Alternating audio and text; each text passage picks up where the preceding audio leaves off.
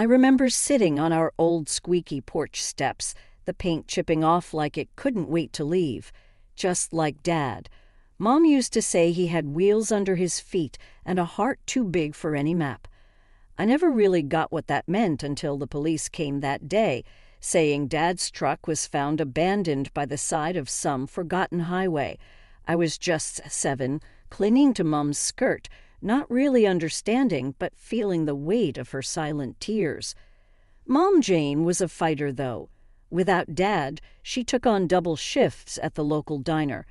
I'd often fall asleep to the sound of her coming home late, trying to be quiet, but never quite managing it. One evening when I was about 12, I asked her, "Mom, why do you work so much? Aren't you tired?" She sat beside me, her eyes tired but kind. "Ella, we've got to make ends meet. Life's tough, but we're tougher, right?" I nodded, not fully understanding but proud to be tough like Mom. Then came the hammer blow that was Mom's cancer diagnosis. When I was 18, she fought it hard, but it was like trying to hold back the tide with a spoon. She passed away quietly, leaving me with nothing but memories and a stack of bills. College was supposed to be my escape, my dream. I managed to scrape together enough for the first year, but after that, I was on my own. I juggled classes with 2, sometimes 3 jobs, anything that would pay. One particularly grueling night at the campus library, I remember breaking down. I was alone, surrounded by books that seemed as heavy as the world on my shoulders. That's when I first met John. He walked over, his eyes full of concern. "Hey, are you okay?" I wiped my eyes, embarrassed.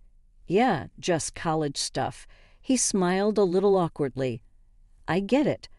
I'm John, by the way." "Ella," I replied, managing a small smile. That's how it all started with Jan. He was different, kind, and always there, like a steady rock in my turbulent sea. He didn't have much, but he shared everything he had with me, half a sandwich, notes from classes, even his old battered laptop. We'd sit together, sometimes talking, sometimes just sharing the silence. It was comfortable, safe. I hadn't felt that way since Mom was around. "You know, Ella," John said one day, "you're the strongest person I know. You're going to make it, I'm sure of it." I laughed a bit bitterly. Strong. I feel like I'm barely hanging on. That's what being strong is about, isn't it? Hanging on, even when it's the last thing you want to do. I looked at him, really looked at him, and I realized he was right. I was strong like Mom, and somehow I knew I'd make it through, with or without wheels under my feet. College life wasn't anything like those fancy brochures. It was hard, gritty, and it tested you in ways you never thought possible. I remember my second year, standing in line at the financial aid office, my stomach in knots. The lady at the counter looked at me like I was just another number. Next, she called out, not even looking up, "Hi, I'm here about my scholarship renewal." I began, but she cut me off.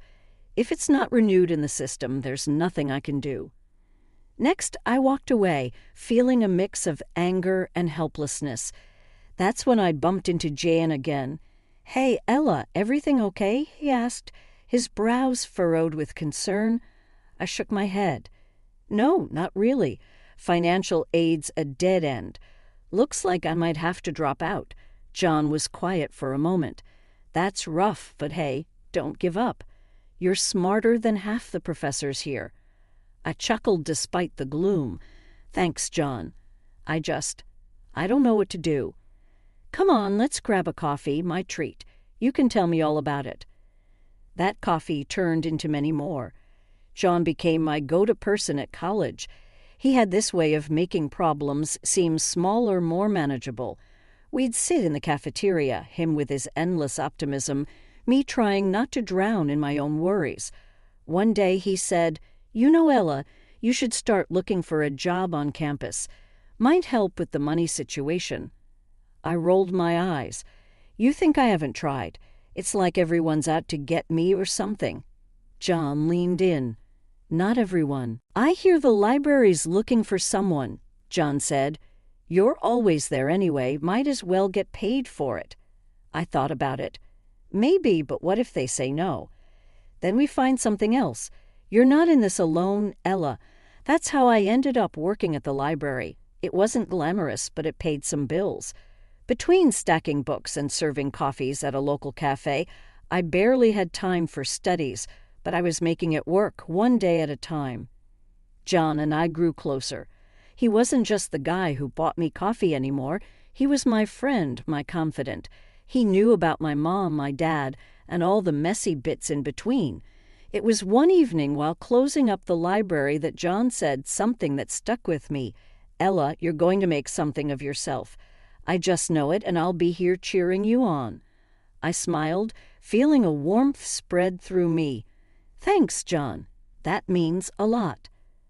College was tough, but with GN by my side, it felt like I had a fighting chance.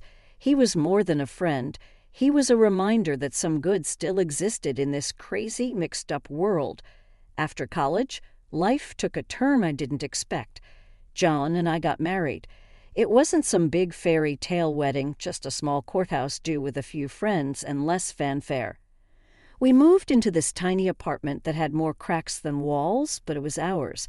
It felt like a fresh start, a new chapter. Then came the problem. John's mom, Mrs. Smith. The woman was a piece of work. The first time she visited our place, her nose wrinkled like she'd walked into a dumpster. "This is where you live," she said, her voice dripping with something that was half disbelief, half disgust. I tried to smile. "Yeah, it's not much, but we're happy." She snorted.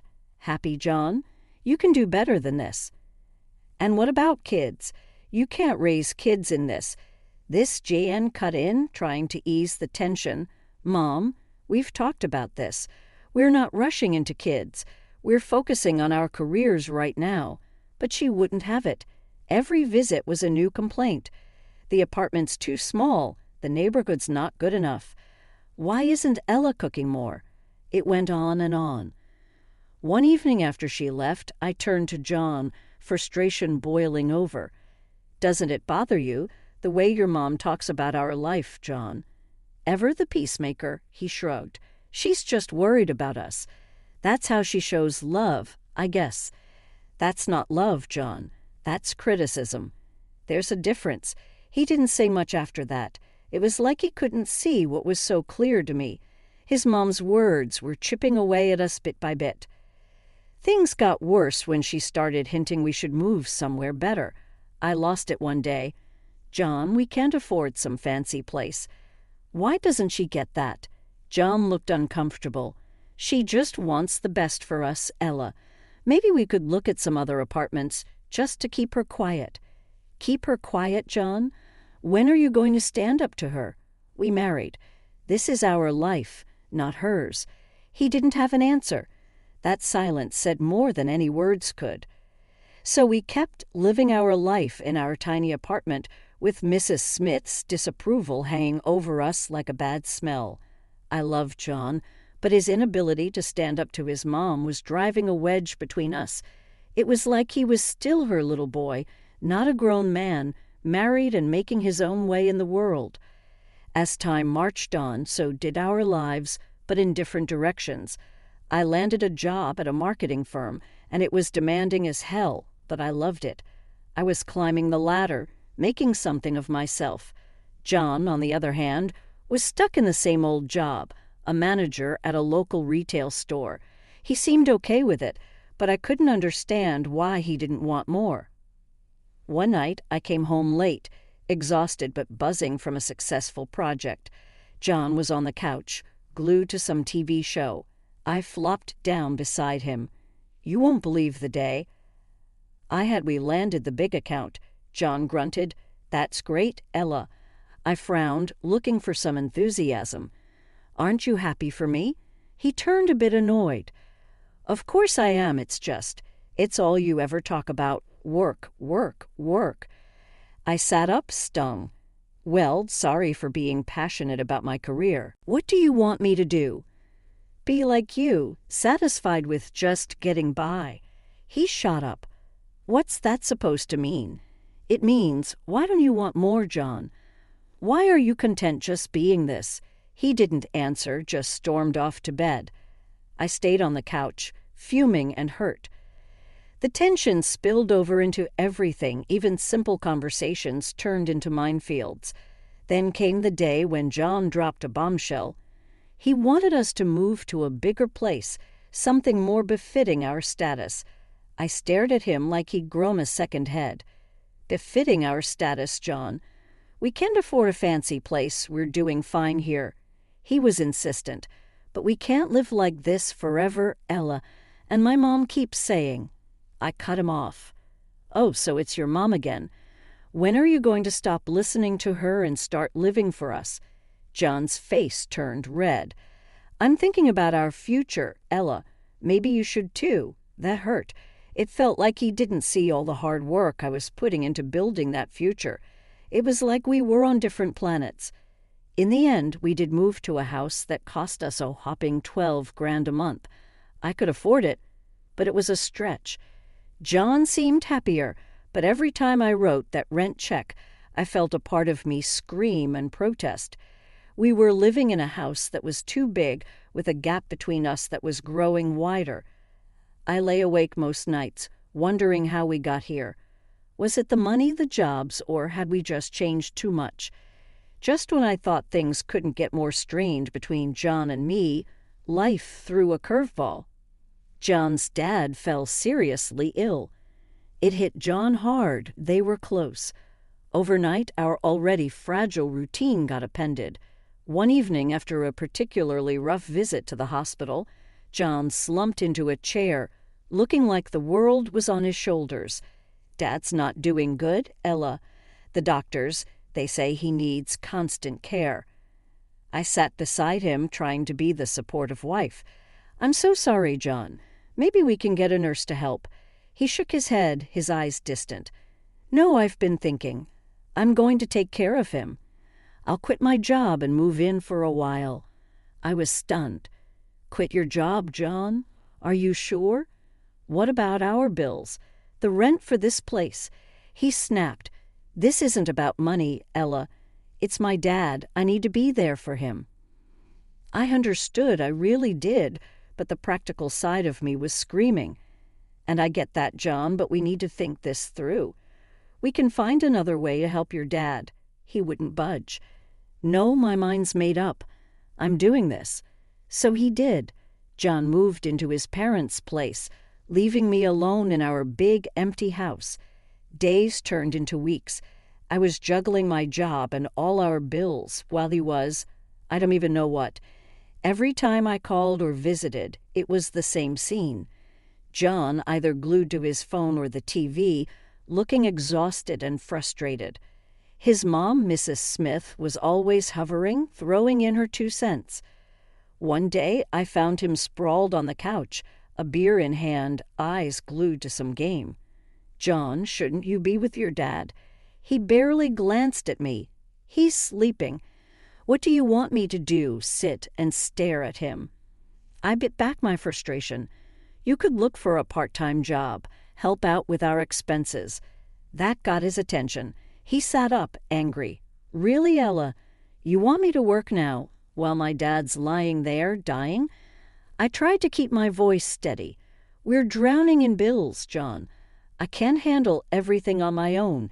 His mom walked in, always perfect timing. Ella, John is doing a noble thing, taking care of his father. You should be grateful. Grateful. The word hit me like a slap. Grateful. I'm keeping our lives afloat while he sits here doing what? Playing caretaker while watching TV and drinking. John stood up, towering over me. You just don't get it, do you? This is family. Maybe if you had one, you'd understand that. It cut deep, too deep. I walked out, the sound of his mom's tut-tuts chasing me. I drove home, tears blurring my vision. This wasn't the man I married. This was a stranger living a life I didn't sign up for. The days after John's father passed were tough. I expected things might start to shift back to normal, but they never did. John never went back to work. Instead, he spent more and more time at his mom's place, leaving me alone in our big, expensive house, drowning in bills and loneliness. One evening, I came home from work to find John and his mother, Mrs. Smith, sitting in the living room. The air was thick with tension. I could tell something was up. "Ella, we need to talk," John said, not even bothering to look at me. I set my bag down, feeling a knot in my stomach. "What's going on?" Mrs. Smith, who always had too much to say, started. "We've decided it's best if John and I live here. We can take care of the rent now." I was shocked. "What? This is our home, John. You can't just kick me out." John finally looked at me, his eyes cold. "It's not working, Ella. You and me this life. I need to start over, and Mom needs a place to stay." I couldn't believe what I was hearing. "Start over?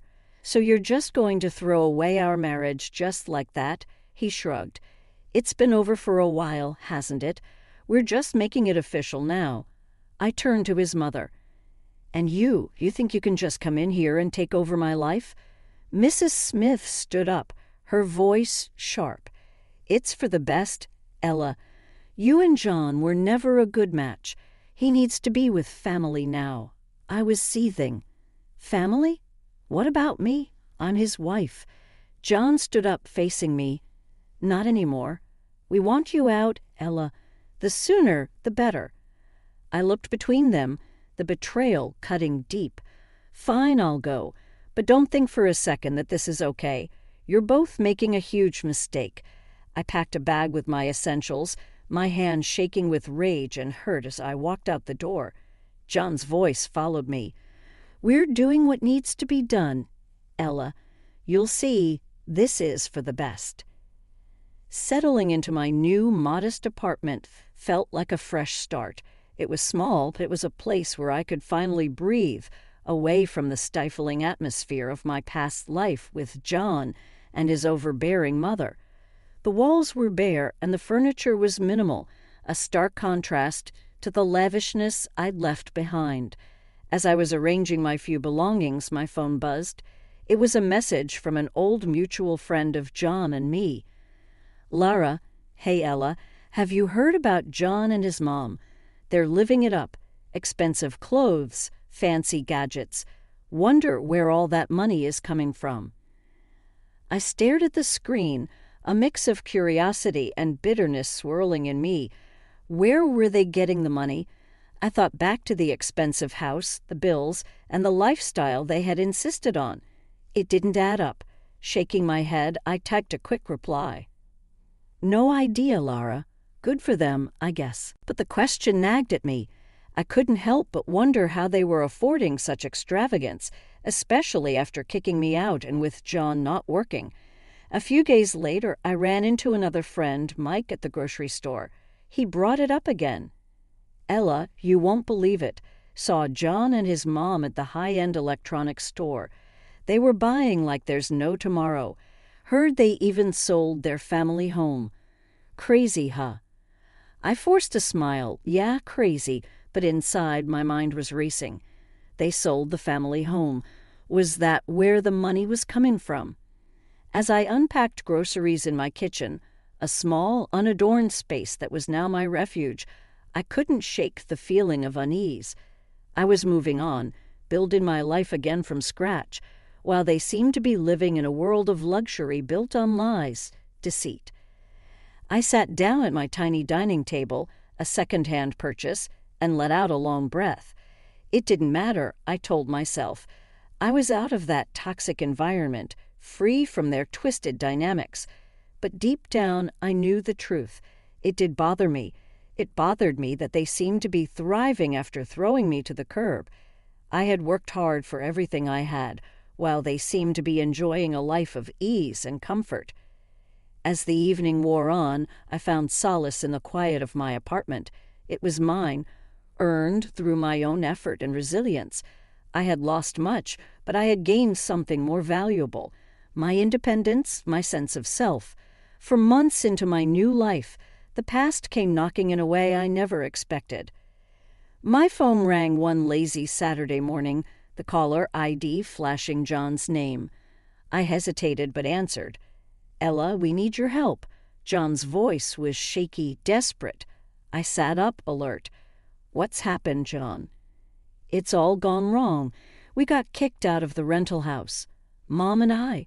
We have nowhere to go." I couldn't believe what I was hearing. "Kicked out? But I thought you had money." There was a pause. "The money's gone, Ella.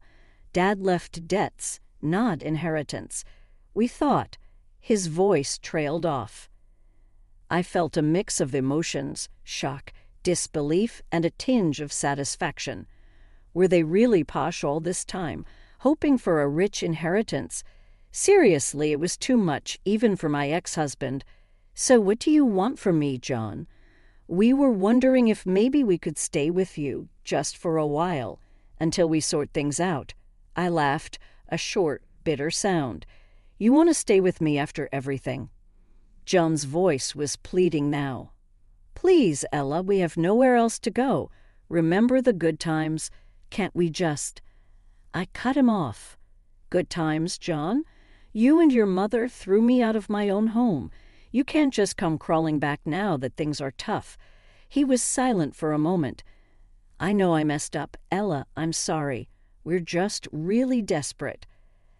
I took a deep breath, my decision clear. "John, I've moved on. I've built a new life, and there's no place for you or your mother in it.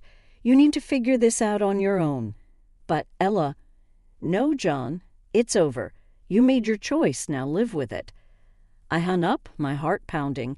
I felt a surge of empowerment mixed with a twinge of sadness. John, the man I once loved, was now just a voice on the other end of the phone, a reminder of a life I had left behind. Later, Lara called me. "I heard about John and his mom. Are you okay?" I smiled, feeling a sense of peace. "Yeah, I'm more than okay. I'm free, Lara. Truly free." As I ended the call, I looked around my small apartment, my sanctuary. It was a far cry from the life I had with John, but it was real, it was mine. I had faced the worst and come out stronger. That night I realized that this was my new beginning, a life where I was in control, where my happiness didn't depend on someone else. I had lost much, but in the process I had found myself.